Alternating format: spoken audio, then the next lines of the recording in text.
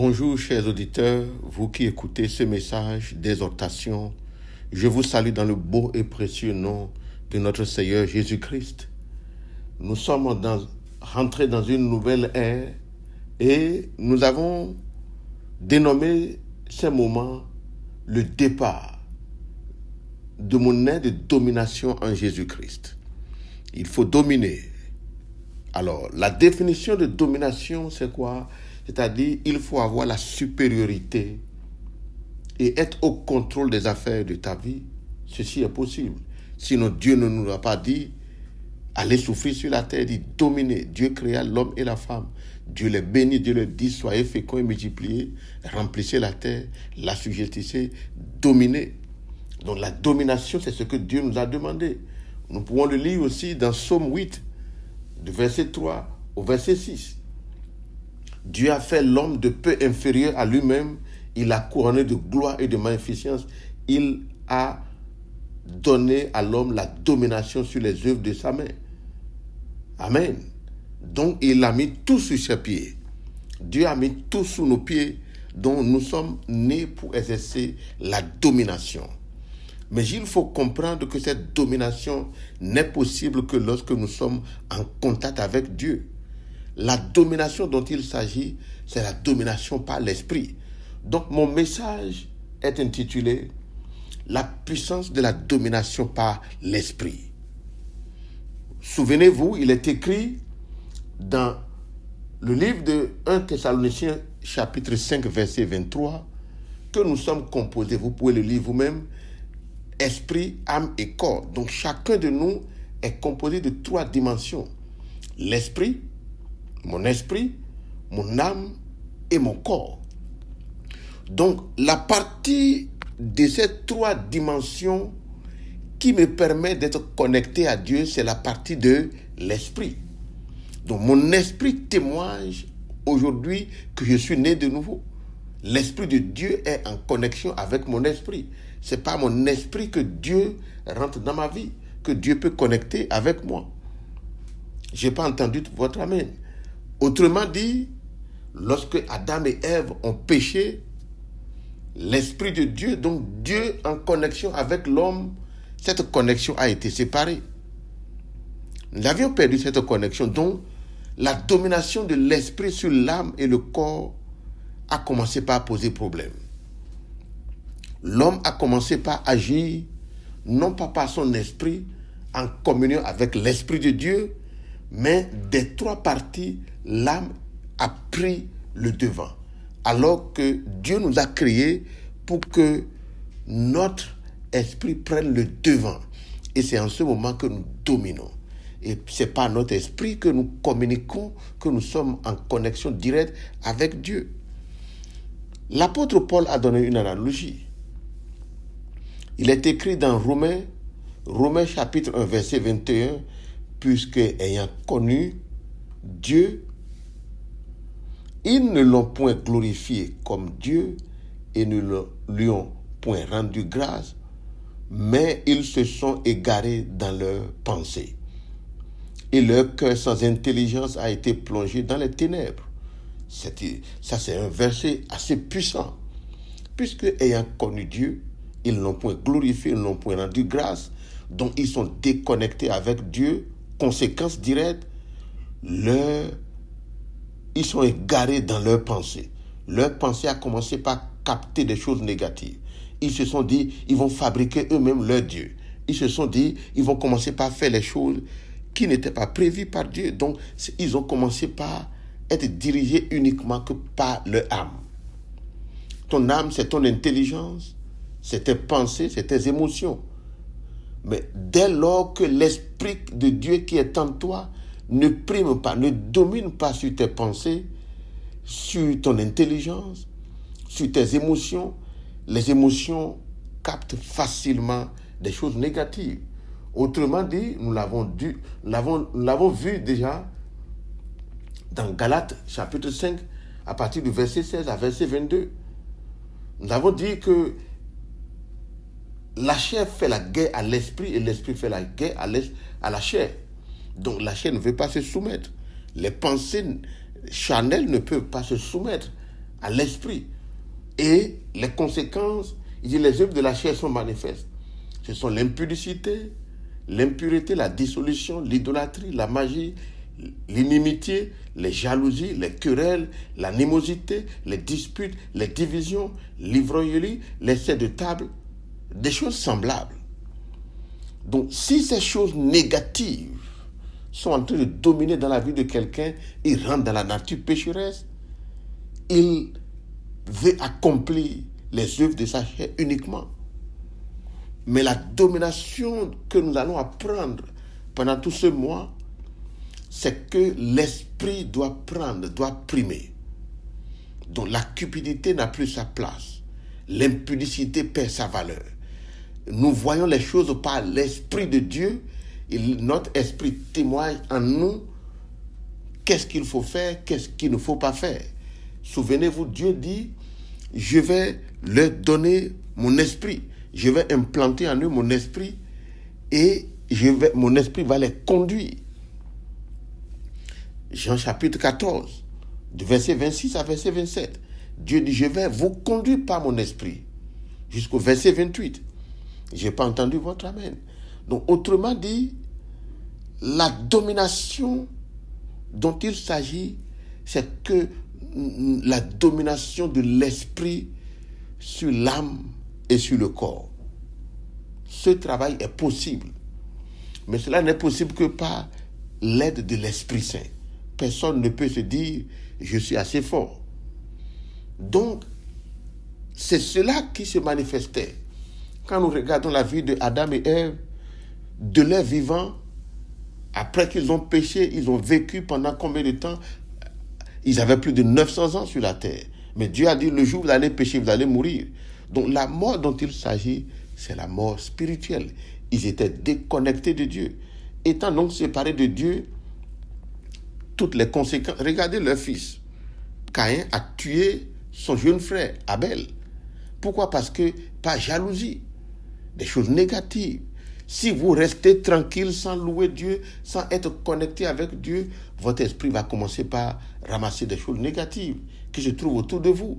Si vous avez un ami qui a des comportements mauvais, un garçon qui a son ami qui aime draguer les filles par-ci, par-là, il va commencer par faire la même chose.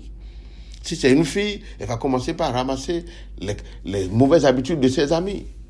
Mais lorsqu'il est connecté à Dieu, par sa parole, étant dans une église où la parole est prêchée clairement, et son âme commence par capter clairement des choses positives de la parole de Dieu, il sera dirigé par son esprit et non par ses émotions, et il va dominer sur la terre. Et de bonnes choses vont se passer dans sa vie. Je n'ai pas entendu ton amen. Et c'est de ça qu'il s'agit. La domination de l'esprit sur tout ce que nous faisons. Je n'ai pas entendu ton amen. Amen. Nous avons vu aussi que dans la vie de père d'Abraham, Abraham, son père s'appelle Terach. Terach avait 3 enfants. Vous pouvez le lire dans Genèse chapitre 11, du verset 26 au verset 32. Terach, sa postérité, c'était quoi? C'était qui? Abraham, Nachor et Haran. Mais de son vivant, son fils, Haran, était mort. Donc, difficulté. Et Haran avait comme fils Lot. Mais Terach a vu que sa vie ne valait plus la peine. Et il a voulu se déconnecter. Il a voulu quitter là où ils habitaient. Et il a voulu aller sur la terre promise. Il voulait aller à Canaan. Ils étaient, n'est-ce pas? Ils sortaient d'Ur en Chaldée. Ils étaient en Chaldée au milieu des... Les Chaldéens, c'est les idolâtres. L'idolâtrie, c'est les manifestations de la chair. Les sectes, l'idolâtrie. Et toute autre manipulation de ce genre.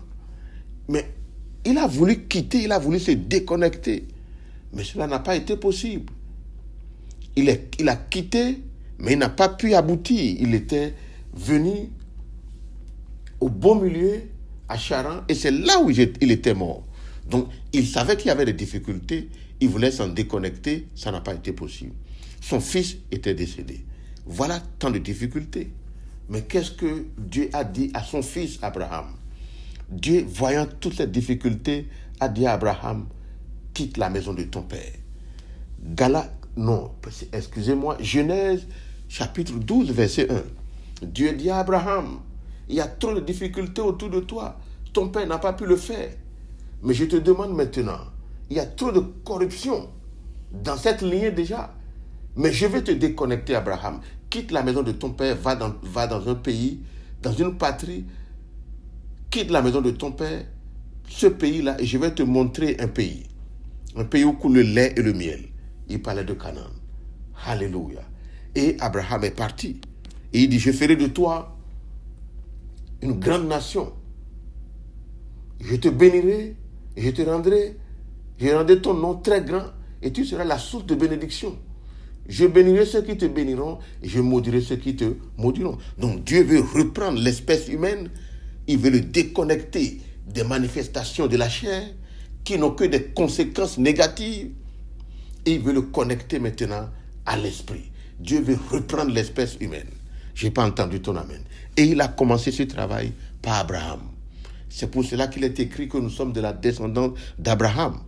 Il est écrit que ceux qui sont nés de nouveau, nous sommes de la postérité d'Abraham. Nous sommes des héritiers selon la promesse.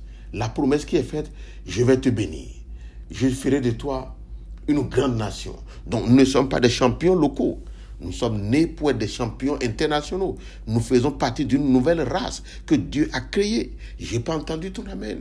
Mais on ne peut l'accomplir que par l'esprit.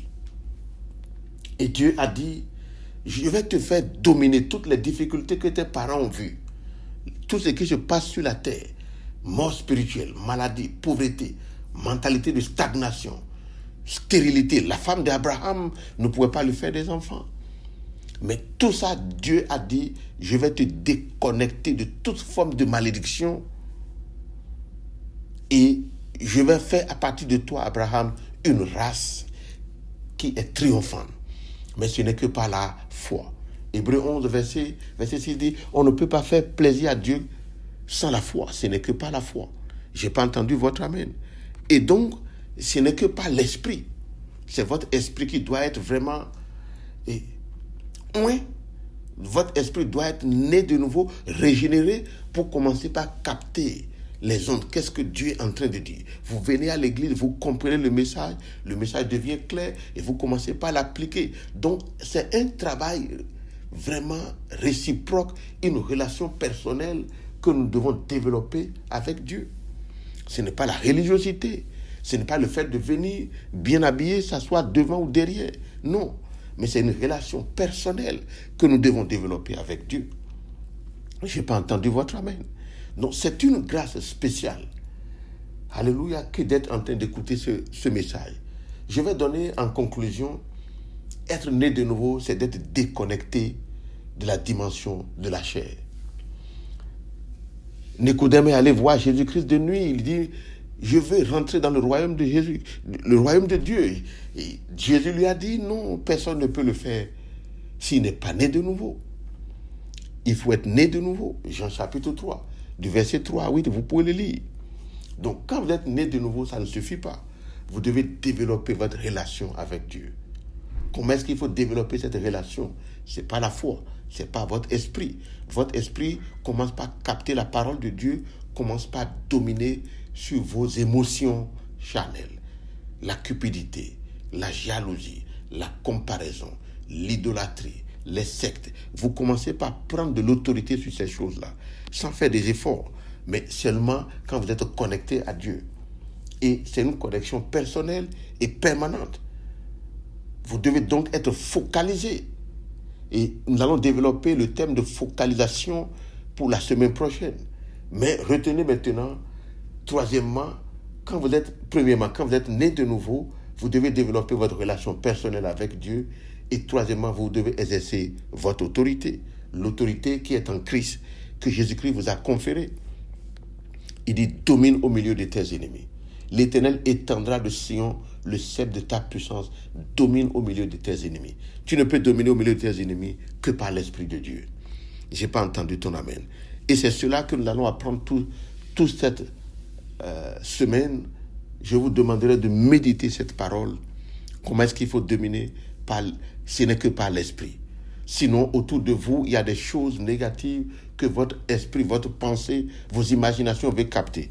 Mais quand vous êtes focalisé sur la parole de Dieu dit, celui qui est né de vous, il est né de nouveau, il est devenu une nouvelle créature. Les choses anciennes sont passées, voici, il est devenu une chose nouvelle. Tout est devenu nouvelle.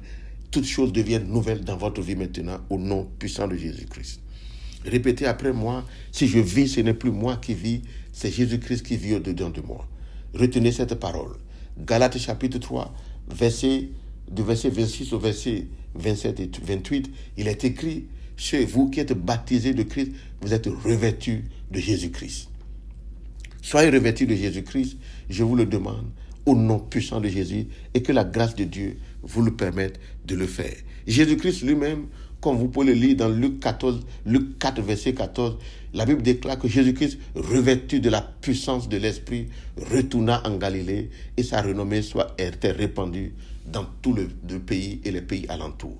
Donc c'est dans le revêtement de l'Esprit Saint, de Jésus-Christ, que se trouve la gloire du chrétien. C'est en esprit que cela est possible. Cela n'est pas possible par nos propres émotions, nos propres imaginations, nos propres visions. Ça ne donnera pas de résultats. Ce n'est que par l'esprit. Que Dieu vous bénisse.